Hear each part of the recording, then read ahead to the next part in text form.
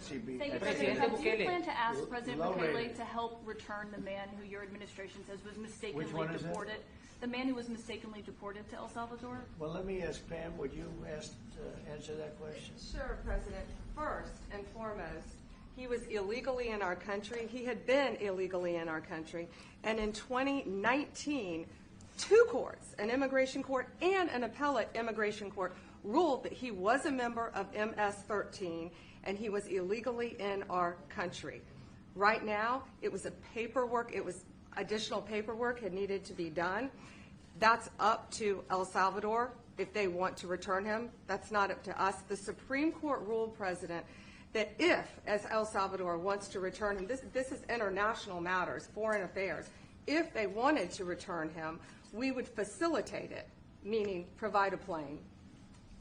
So will you return him? And you are doing a great job. Thank you. Wait a minute. Can you just also respond to that question? Because, it's asked by CNN, and they always ask it with a slant, because they're totally slanted because they don't know what's happening. That's why nobody's watching them. But would you answer that question also, please? Yes, gladly.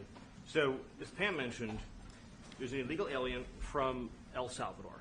So, with respect to you, he's a citizen of El Salvador.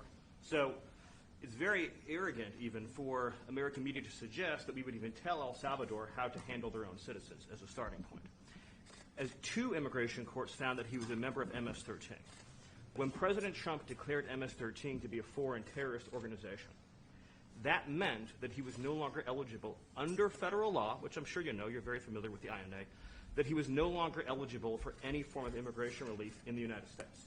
So he had a deportation order that was valid, which meant that under our law, he's not even allowed to be present in the United States and had to be returned because of the foreign terrorist designation. This issue was then, by a district court judge, completely inverted, and a district court judge tried to tell the administration that they had to kidnap a citizen of El Salvador and fly him back here.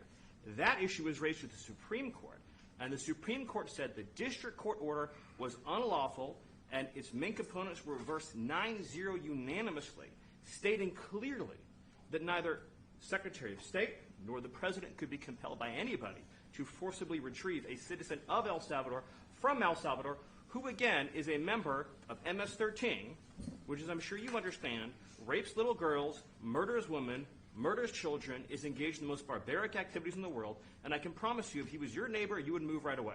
So you don't plan But to the ask for Supreme anything Court's to get asking him back? to. And that- what was the ruling is that your in the Supreme Court, Steve? Was it 9-0? Yes, it was a 9-0 In our favor. in our favor against the district court ruling, saying that no district court has the power to compel the foreign policy function of the United States. As Pam said, the ruling solely stated that if this individual, at El Salvador's sole discretion, was sent back to our country, that we could deport him a second time. Well, No version of this legally ends up with him ever living here because he is a citizen of El Salvador. That is the president of El Salvador. Your questions about it, per the court, can only be directed to him.